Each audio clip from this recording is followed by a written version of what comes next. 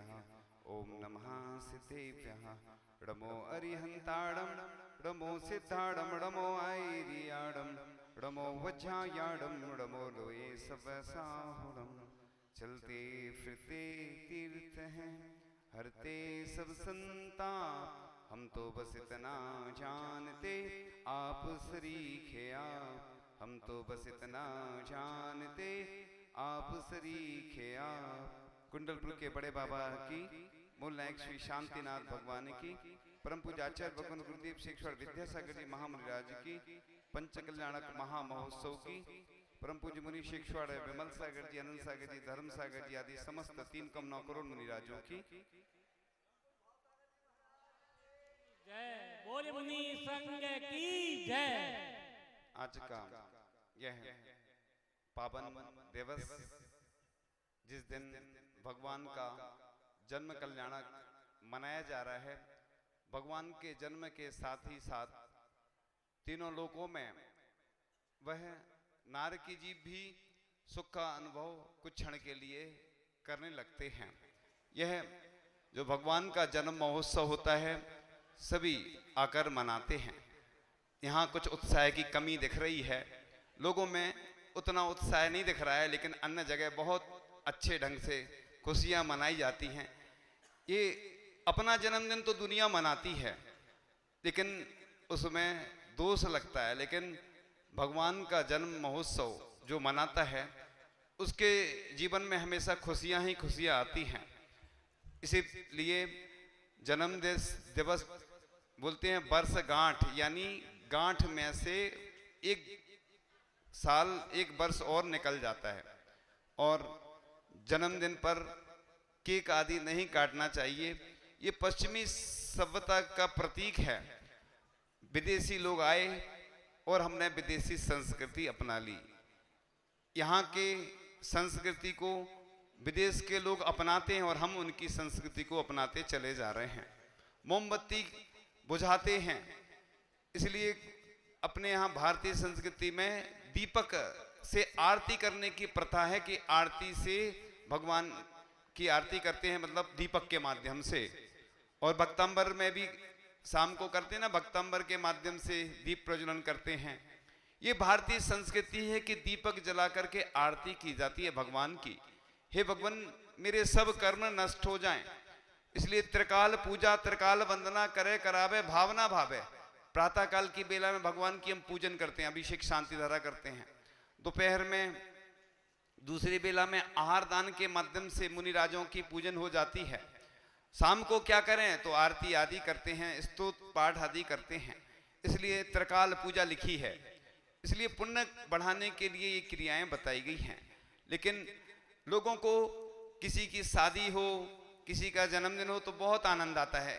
इधर इतना आनंद इसलिए नहीं आता, ये हमारा व्यक्तिगत थोड़ी हो रहा है, ये तो भगवान का हो रहा है। और भगवान का मनाने से हमें कोई फायदा थोड़ी है। हमारा जन्मदिन होगा, हम लोगों को व्रत बुलाएंगे, वो हमारे लिए गिफ्ट देंगे। इधर तो गिफ्ट मिलती नहीं है ना। लेकिन दुनिया की सबसे बड़ी गिफ्ट तो यही मिलती है। लेकिन लोग बस लौकिक कार्यों में उनको आनंद आता है। ऐसी उदासीनता जैसी दिख रही है, उदासीनता जैसे होती ना, समझ गए, जैसे सबको दीक्षा लेना हो, बिल्कुल बैठे हैं बिल्कुल उदासीन जैसे। यानी लोगों को हमने देखा है धीरे धीरे धार्मिक कार्य में तो उदासीनता जैसी आती जा रही है। और अभी कल घट यात्रा जब निकल रही थी तो देखा लोगों को नृत्य करने में कितना आनंद आ रहा था। दूसरे को दिखाने में ही, प्रदर्शन में ही लोगों को बहुत आनंद आता है। बाकी असली क्रियाओं में अभिषेक की बारी आती तो सब गायब हो जाते हैं, कोई नहीं दिखता है। इसलिए प्रतिमा में जब भी मंत्र दिए जाएंगे जब आप लोग पूजन आदि का नियम लोगे। जो बाहर के हैं जिनने प्रतिमा विराजमान की है उनके लिए छूट रहती है, क्योंकि उनकी तो कई जगह प्रतिमा है पूरे भारत में, तो वो कहाँ कितने जगह जाएंगे। इसलिए उनको छोड़ करके जो यहाँ स्थानीय लोग हैं जब नियम लेंगे तभी भगवान को मंत्र दिए जाएंगे। जब तक वो नहीं लेंगे तो फिर अपने घर पे लेके रखना भगवान को कैसा लगेगा। अभी तो प्रतिष्ठित नहीं हुए तो घर पे रख सकते हो, घर की शोभा बढ़ाएंगे। लेकिन मंदिर की शोभा प्रतिमा से ही होती है। और प्रतिमा विराजमान करने वाले को दोष लगता है अगर वो अभिषेक पूजन नहीं करता है। हाँ, कोई मजबूरी है, कोई बाहर रह रहा है, विदेश में रह रहा है, कोई बड़े शहर में रह रहा है, तो उसके लिए छूट है, क्योंकि उसकी मजबूरी है। इसलिए हम भगवान को विराजमान कर लेते हैं। भगवान को विराजमान करने के साथ साथ हमारा नियम होना चाहिए कि हम पूजन अभिषेक करेंगे, क्योंकि हमने भगवान को विराजमान कर दिया, अभिषेक पूजन नहीं की, तो ऐसे है जैसे कोई संतान को जन्म दे दे और उसको अनाथालय में भेज दे। ऐसे ही भगवान को हमने कितनी श्रद्धा आस्था से विराजमान किया, और अगर हमने अभिषेक पूजन नहीं किया तो वैसे ही हो जाता है जैसा हमने उदाहरण दिया। इसलिए भगवान का जन्म महोत्सव बड़े उत्साह के साथ मनाना चाहिए।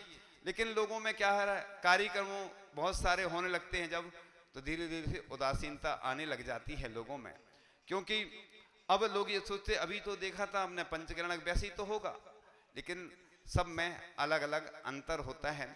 जिस प्रकार से विवाह होते रहते, सब में आप शामिल होते रहते हैं, कभी ऐसा सोचते कि अभी तो हुआ था, अब फिर क्यों जाना, तो बुराई हो जाएगी हमारी रिश्तेदारी में, परिवार में, कुटुंब में। अगर हम विवाह आदि में नहीं जाएंगे तो लोग उधर तो डरते हैं कि हमारी बुराई हो जाएगी, लेकिन इधर अगर हमने ये कार्यक्रम नहीं, हम इसमें शामिल हुए तो फिर बुराई हो सकती है।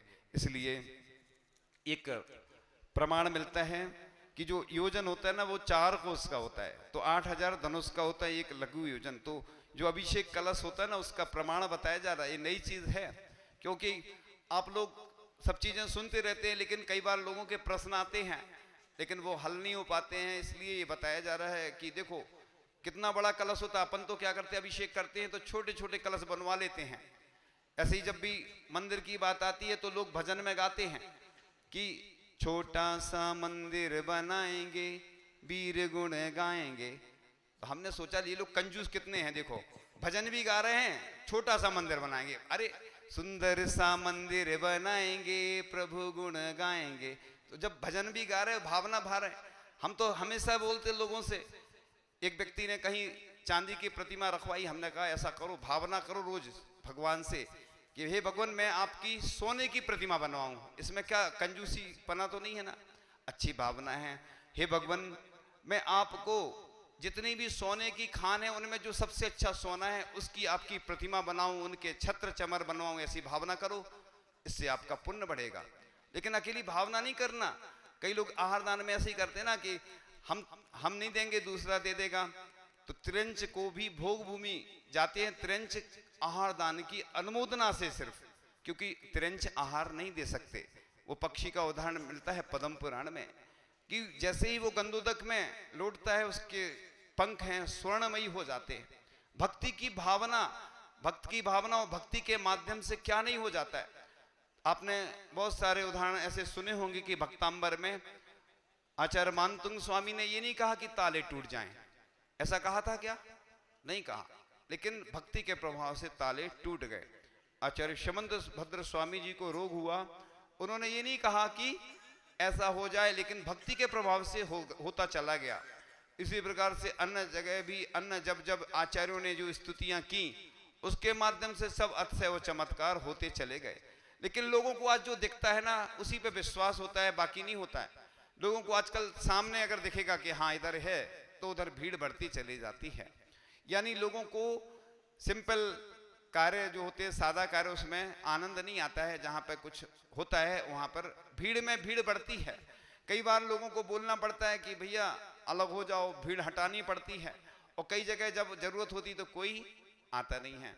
तो इस प्रकार से यह महामहोत्सव जो भगवान बनने की एक प्रक्रिया जो देखने को मिलती है हमें, ये अवसर है, स्वर्णमयी अवसर होता है, स्वर्णिम अवसर होते हैं। ऐसे पुण्यशाली व्यक्ति होते हैं जिनको ऐसे अवसर देखने को मिलते हैं। कई लोग हैं किसी के यहाँ सूतक लग जाता है, कोई बीमारी आ जाती है, अंतराय कर्म आ जाता है, तो वह इस आयोजन में नहीं भाग ले पाते। देखो कई लोग ऐसे हैं जो दूर दूर से आकर के लाभ ले रहे हैं, आहारचर्या का भी लाभ ले रहे हैं और पूरे महोत्सव का लाभ ले रहे हैं। उनकी भावना ही, वो जानते हैं इसका महत्व की इसका क्या महत्व है, तो वो लाभ लेते हैं। कई लोग यहाँ के होकर भी नहीं आ पा रहे होंगे, क्योंकि ऐसे पुण्यशाली अवसर पुण्यशाली व्यक्तियों को ही प्राप्त हो पाते हैं। इसलिए वो चर्चा कर रहे थे कि इस प्रकार से एक कोस में 2 मील है और 1 मील में 1.5 किलोमीटर होते हैं। तो अभिषेक के कलशों का प्रमाण 1 योजन का तो मुख होता है और 4 योजन की चौड़ाई, 8 योजन की गहराई होती है। यदि 12 योजन में 96 मील होता है और इसका 144 किलोमीटर होता है, यानी 8 मील 12 किलोमीटर, 32 मील में 48 किलोमीटर होती है, 64 मील में 96 किलोमीटर। इस प्रकार से ये प्रमाण ग्रंथों में मिलता है, उसके अनुसार आपको बताया।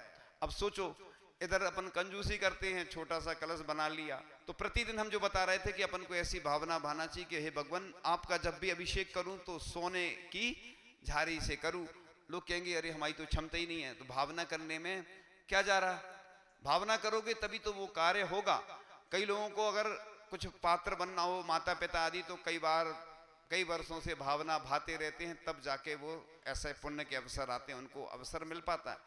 बड़े बड़े पद धारण करने के लिए कई बार ऐसी भावनाएं भाई जाती हैं, तभी वो ऐसे अवसर मिलते हैं।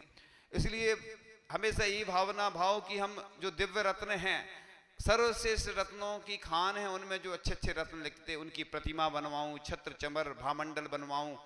हे भगवान, आपकी जो वेदी हो वह स्वर्ण वाली हो, और नहीं हो तो रजत वाली तो हो ही। भावना भाने में क्या जा रहा है? तो ये जो महोत्सव आते हैं, ये भगवान कैसे बनते हैं दिखाने के अवसर आते हैं। क्योंकि जैन धर्म में, दिगंबर जैन धर्म के अनुसार कोई भी क्रिया अपन ऐसे नहीं दिखा सकते हैं कि मुनि राज को अपन दिखाएं कि आहार कैसे लेते हैं महाराज जी, कोई इसकी नकल नहीं कर सकता। अष्टपौढ़ ग्रंथ में मना किया गया है। इसलिए अपन ये जो महोत्सव हैं, इनके माध्यम से भगवान गर्भ में कैसे आते हैं, फिर जन्म में कैसे आते हैं, जन्म कैसे होता है, फिर तप में कैसे दीक्षा ले लेते हैं भगवान, फिर केवल ज्ञान कैसे होता, तो ज्ञान कल्याणक के माध्यम से देखने को मिलता है, और मोक्ष कैसे होता है, भगवान देखते देखते मोक्ष चले जाएंगे। और भजन भी गाएंगे लोग, गीत है एक, चिट्ठी न कोई संदेश, ना जाने कौन सा देश, कि जाने कहाँ चले गए, कि जाने कहाँ चले गए, कि जाने कहाँ चले गए, यहाँ कोई ना अपना है, जग झूठा सपना है, कि जाने कहाँ चले गए। तो यहाँ कोई अपना नहीं है। देखो, हर व्यक्ति बुरे में भी अच्छा ढूंढ सकता है, वैराग भावना भी ढूंढ सकते हैं, लेकिन लोग क्या करते हैं कि बस जो भी भजन गाते हैं या जो गीत आते हैं उनमें राग ढूंढते हैं, लेकिन जो साधु संत होते हैं या जो अच्छे श्रावक होते हैं, वह उसमें भी वैराग के दृष्टि ढूंढ लेते हैं। देखो, साधु संत भी भोजन करते हैं, किस लिए करते हैं? कि शरीर को चलाना है, और शरीर चलाने के लिए भोजन करते हैं। वो जीने के लिए खाते हैं, और श्रावक खाने के लिए अच्छा मिल जाए, नहीं मिलता है तो विकल्प आते हैं, लड़ाई झगड़े होते हैं घर में, कितनी सुना देते हैं, थोड़ा सा नमक नहीं डलता है। और साधु संत के साथ तो प्रतिदिन होता है कि कभी ज्यादा डल जाता है नमक, कभी कम डलता है, कभी अच्छा मिलता है, कभी नहीं भी मिलता है, तो सब में संतोष करना पड़ता है। हमारे आचार्य भगवान देखो कि शरीर में अनुकूलता नहीं है, बहुत कमजोरी है, लेकिन फिर भी देखो समता। एक आचार्य कुंद स्वामी ने लिखा है, सम सत्तु बंधु बग्गो, सम सुए दुखो पसंद से निंद समो, समलोट कर्ण पुड़ो जीवित मरणे समो समड़ो। यानी आचार्य कुंद स्वामी ने लिखा है कि दोनों में समता रखना, चाहे शत्रु हो, चाहे मित्र हो, चाहे कांच हो, चाहे कनक हो, सब में समता रखना। क्योंकि अच्छा भी मिलता है, लोग प्रशंसा भी बहुत करते हैं, और कभी कभी बुराई भी करते हैं, कभी अच्छा भी मिलता है। अब शरीर में कमजोरी है तो कष्ट हो रहा है, लेकिन आचार्य भगवान समता से सहन करते हैं, और यही समता सामयिक कहलाती है। सामयिक कुछ और नहीं होती है। लोग गलत फहमी में रहते हैं कि सामयिक जो होती है बस 3 बार होती है। सामयिक 24 घंटे चलती है। जब भी आहार लेते हैं, विहार करते हैं, कहीं भी रहें, साधु अगर प्रतिकार नहीं करते हैं तो कर्मों की निर्जरा होती है। आचार्य भगवान भी कष्टों को समता से सहन करते हैं, और वो कहते हैं कि जवाब नहीं देना ही लाजवाब है। कभी कोई बुराई भी करता है तो उसका कोई जवाब नहीं देते। उनकी इतनी सारी पूजन लिखी गई, 1500 से ज्यादा, और कितने सारे उनके ऐसे रिकॉर्ड बने, उन्होंने कोई रिकॉर्ड नहीं बनाए। हमारे आचार्य भगवान की कृपा से इस राजस्थान में उन्होंने जब दीक्षा ली तो उनके पास कोई संग में साधु नहीं थे। कुछ साधु थे जो पूज्य ज्ञान सागर जी महाराज के द्वारा दीक्षित थे, वो साथ में गए थे, और बाद में आचार्य भगवान जब मध्य प्रदेश के प्रसिद्ध क्षेत्र कुंडलपुर में पहुंचे और बड़े बाबा को जब उन्होंने देखा कुंडलपुर की, तो बस देखते ही रह गए और उनकी भावना हुई, तभी से प्रारंभ उनकी भावना हुई, उन्होंने कई चतुर्मास किए, उनकी भावना हुई कि बड़े बाबा को हमें इतना बड़ा मंदिर बनाना है कि दुनिया देखती रह जाए। और उन्होंने ऐसा बड़ा मंदिर बनाने की प्रेरणा दी, सानिध्य प्रदान किया, तो बड़े बाबा का बड़ा मंदिर बनता चला गया। ऐसे कई पाषाण के जिनालय आचार्य भगवान ने उनके सानिध्य में प्रेरणा से बने। और ऐसा नहीं सोचना कि राजस्थान आते नहीं आचार्य सिंह, लेकिन आचार्य सिंह को राजस्थान की चिंता बहुत है, दिन रात आचार्य सिंह को राजस्थान की चिंता है। क्यों है बताओ? क्योंकि उनको गिफ्ट मिली सबसे बड़ी, दुनिया की सबसे बड़ी गिफ्ट आचार्य सिंह को राजस्थान वालों ने ही दी। क्योंकि वो कर्नाटक में भले ही उनने जन्म लिया, तो शरीर का उनका जन्म हुआ, द्विज बोलते हैं, दूसरा जन्म उनका कहाँ हुआ? हाँ, तो उनको सबसे बड़ी दुनिया की गिफ्ट यानी मुनि पद और आचार्य पद यहीं प्राप्त हुआ। इसलिए ऐसा नहीं सोचना कि आचार्य जी आते नहीं हैं, तो कुछ आपकी कमी भी दिखती है। वो भजन में गाते ना लोग, कौन कहता है मुनिराज आते नहीं, चंदना की तरह तुम बुलाते नहीं। कौन कहता है भगवान आते नहीं, चंदना की तरह तुम बुलाते नहीं। तो आप लोग अच्छी माला फेरोगे, विशुद्धि बढ़ाओगे, आचार्य भगवान जरूर आएंगे। और हम तो कहते हैं कि आचार्य जी को राजस्थान जरूर आना चाहिए और देखना चाहिए कि जो हमने इतने सारे शिष्य भेजे, उन्होंने क्या क्या होमवर्क किया। टीचर चेक करता है कि नहीं होमवर्क, तो उन्हें आना चाहिए, देखना चाहिए कि जब हमने अपने शिष्यों को भेजा, और सुनते तो हैं लेकिन सुनना अलग है, अपने आंखों से साक्षात देखना अलग है। तो ऐसा नहीं सोचे कि आचार्य भगवान को चिंता नहीं है, उनको चिंता थी, तभी तो वो शिष्यों को भेजते रहते हैं। उनकी अनुकूलता नहीं है, वो जरूर आते, लेकिन शिष्यों को तो भेजते रहते हैं। और ऐसा कभी नहीं सोचना कि आचार्य सिंह आएंगे नहीं। जब देखो महाराज चले गए थे, हम तो कहते हैं आचार्य भगवान पूर्ण रूप से स्वस्थ हो जाएं। जितने लोग सुन रहे हैं और नहीं भी सुन रहे हैं, तो अपने जितने भी रिश्तेदार हैं, परिचित हैं, जहां जहां की समाज है, सबके लिए अच्छी विशुद्धि बढ़ाओ, माला फेरो, है ना, पार्श्वनाथ भगवान की माला फेरो और विधान भी करो। और जाप तो कर ही रहे हैं, उसके साथ साथ एक नियम लो कि जब तक आचार्य से स्वस्थ नहीं होंगे तो हमारी ये प्रिय वस्तु का त्याग। देखो उनने हमारे लिए क्या क्या नहीं दिया इस धरा पर। जैसे उनका जन्म हुआ तो हमारा देश स्वतंत्र हुआ, उसके साथ साथ देखो उन्होंने कितने सारे शिष्य दिए जो पूरे भारत में प्रभावना में अग्रणी हैं। और इस राजस्थान को तो बहुत सारा मिला है, कितने सारे तीर्थ क्षेत्र मिले हैं आचार्य भगवान के आशीर्वाद से। और प्रतिभा स्थली जैसी शिक्षा स्थली के साथ साथ हथकरघा के माध्यम से उन्होंने शिक्षा दी आचार्य भगवान ने, कि जो हमारा वस्त्र है वो स्वयं में मटन टेलो नाम का अशुद्ध पदार्थ है, उसमें वस्त्र में डलता है, वो अशुद्ध है।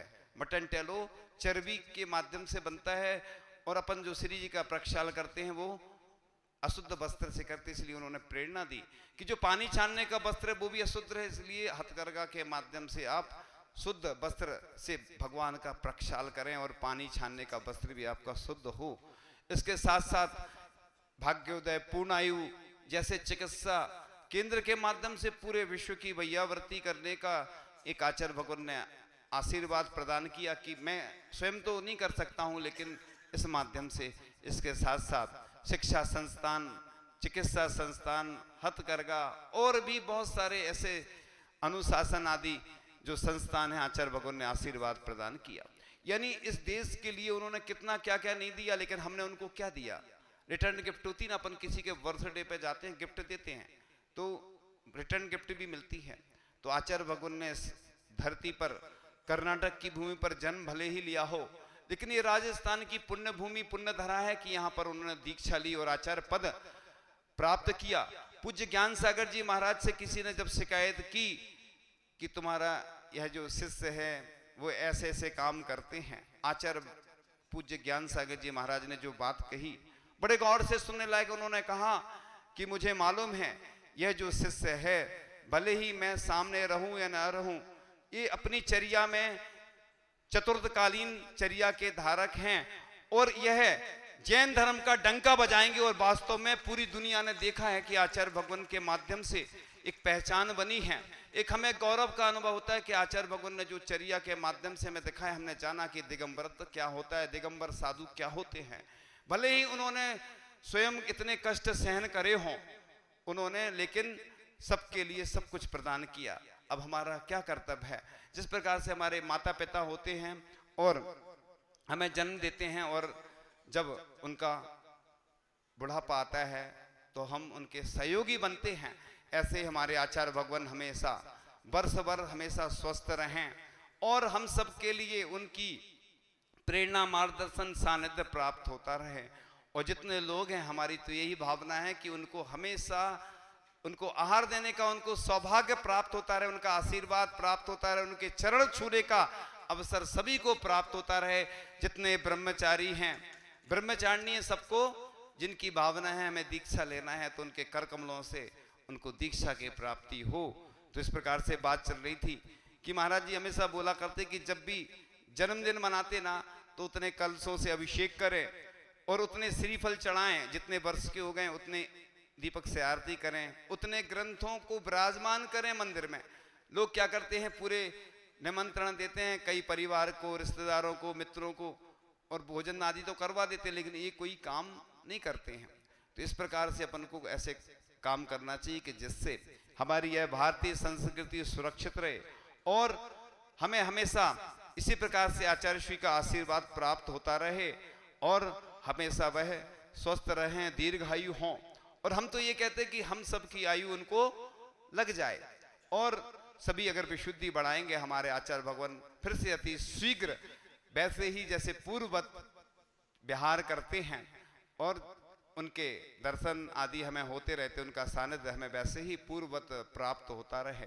तो इस प्रकार से उन्होंने इस धरती पर जन्म लेकर के हम सब पर उपकार किया कि हमारा पुण्य जागृत हुआ कि हमें ऐसे संत के दर्शन हो रहे हैं जो अपनी चर्या में चतुर्थकालीन चर्या के धारक हैं, मूलाचार के और समय सार के अनुसार अपनी चर्या का पालन करते हैं। इस प्रकार से आज का यह जन्म का महोत्सव हुआ, इसके साथ साथ दीक्षा महोत्सव होगा तप कल्याणक के माध्यम से, और भगवान देखते ही देखते केवल ज्ञान उनको हो जाएगा, भगवान बन जाएंगे, प्राण प्रतिष्ठा हो जाएगी और फिर मोक्ष भी चले जाएंगे। लेकिन हम क्या अपना कल्याण कर पाएंगे? तो ये भगवान देखने की जो प्रक्रिया होती है, तब कल्याणक पे हम देखते हैं कि महिलाओं के आंखों में आंसू होते हैं। तो भजन चलता ना, उड़ चला पंछी रे हरी भरी डाल से, रोको रे रोको कोई मुनि को बिहार से। तो फिर वो आंखों में आंसू महिलाओं के आते रहते। ये क्षणिक वैराग होता है। एक ग्रंथों में लिखा है कि शमशान वैराग्य भी होता है। एक शमशान में लोग छोड़ने जाते ना तो थोड़ा सा दुखी होते हैं, अरे बताओ वो चला गया, हमारे बीच का था, हमारा करीबी था, रिश्तेदार था, परिचित था। फिर आते हैं तो बस अपने घर के कार्यों में, बिजनेस में, सर्विस में व्यस्त हो जाते हैं। इसी प्रकार से इधर भी होता है कि बस क्षणिक वैराग होता है, फिर घर में जाते हैं, वैसी स्थिति बन जाती है। तो ये जो प्रसंग बना है और ये प्रसंग आप लोगों को आगे इसी प्रकार से ऐसे महोत्सव देखने को मिलते रहें, आप इसमें शामिल होते रहें। तो कुछ पंक्तियों के साथ एक प्रसिद्ध भजन है राजस्थान का, और यहाँ पर वो बैठे भी होंगे, उन्होंने सुनाया था, लेकिन क्या होता है ना, वो उसको थोड़ा सा परिवर्तित करके सुनाते हैं भजन। उन्हीं का है भजन, हमारा नहीं है। तो जैसे भगवान का जन्म होता है ना, तो माता को कितने स्वप्न आते हैं? 16 स्वप्न आते हैं।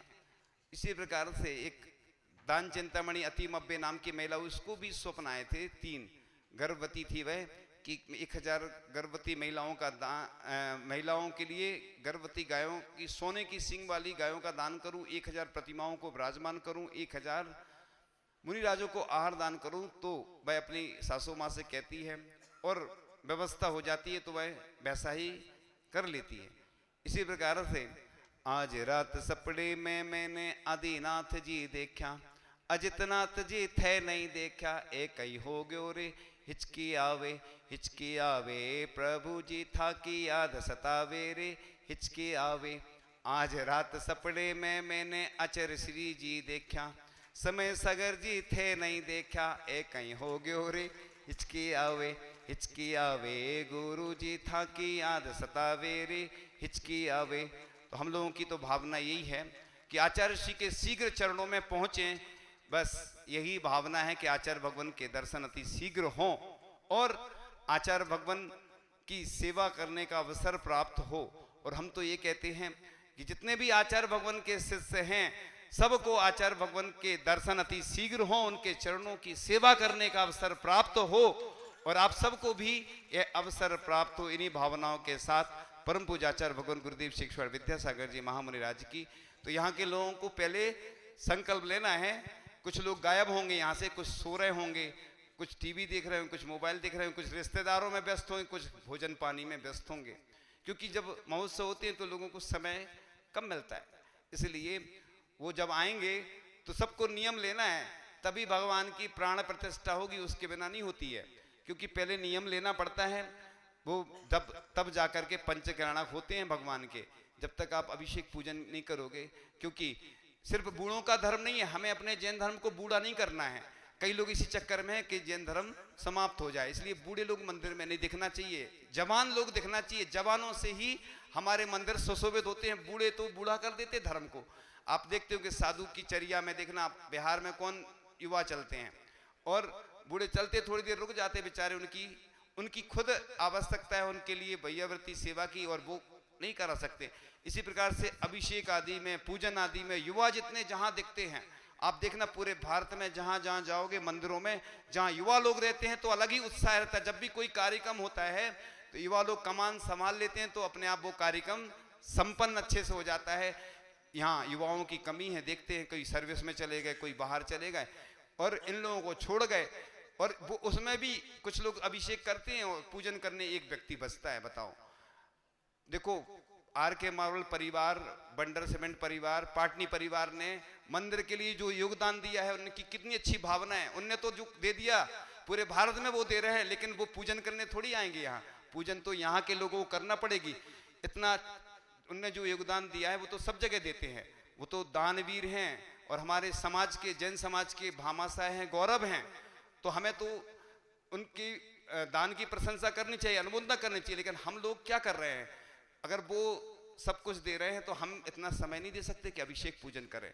तो जो बंडर सीमेंट के लोग हैं जो जुड़े हैं इस मंदिर से, वो तो करेंगे अभिषेक पूजन, आएंगे, लेकिन वो दूर के हैं, वो आएंगे चले जाएंगे। लेकिन यहाँ के लोगों का कर्तव्य है कि अभिषेक पूजन नहीं करेंगे तो मंदिर बनाना और प्रतिमा विराजमान करने का कोई सार्थकता नहीं होगी जब तक कि भगवान की अभिषेक, भगवान जभी शोभा को प्राप्त होते जब उनका अभिषेक पूजन होता है। वेदी पे विराजमान कर लो और भगवान अकेले बैठे रहेंगे, कोई नहीं जाएगा। भक्त के माध्यम से ही भगवान की जो भक्ति प्रदर्शित होती है, उसके माध्यम से ही अतिशय और चमत्कार होते हैं, और तभी और लोग भी देखते हैं कि हाँ, यहाँ के भगवान कितने अतिशयकारी हैं। तो इस प्रकार से हम उनकी महिमा को बढ़ाएं, और जो व्यक्ति अभिषेक को पूजन का नियम नहीं लेगा तो वो प्रतिमा की प्रतिष्ठा कराना कोई सार्थक काम नहीं होगा। इन्हीं भावनाओं के साथ कि भगवान अभी बने नहीं हैं, आज जन्म हुआ है, कल दोपहर में उनकी दीक्षा होगी, तो दीक्षा से पहले सबको नियम लेना है। जब तक नियम नहीं लेंगे तब तक उनको संस्कार प्रदान नहीं होंगे, क्योंकि जब नियम लेंगे तभी ही भगवान मुनि बनेंगे, मुनि दीक्षा लेंगे, उसके बाद केवल ज्ञान कल्याणक यानी प्राण प्रतिष्ठा भगवान की होगी, फिर मोक्ष कल्याणक संपन्न होगा। आप लोगों के जीवन में इसी तरह से यह पंचोत्सव, पंच महामहोत्सव आपके जीवन में आते रहें, और इसी प्रकार से आप धार्मिक क्रियाएं करते हुए जुड़ते रहें। और आचार्य भगवान के लिए जो हमने निवेदन आपसे किया था, सबको, जितने भी पूरे भारत के लोग हैं, पूरे विश्व के लोग हैं, सबको जाप करना है कि आचार्य भगवान अति शीघ्र हमेशा स्वस्थ होते रहे और पूर्ववत वैसे ही अवस्था को प्राप्त हों। इन्हीं भावनाओं के साथ परम पूज्य आचार्य भगवान गुरुदेव शिक्षण विद्यासागर जी महामुनि राज की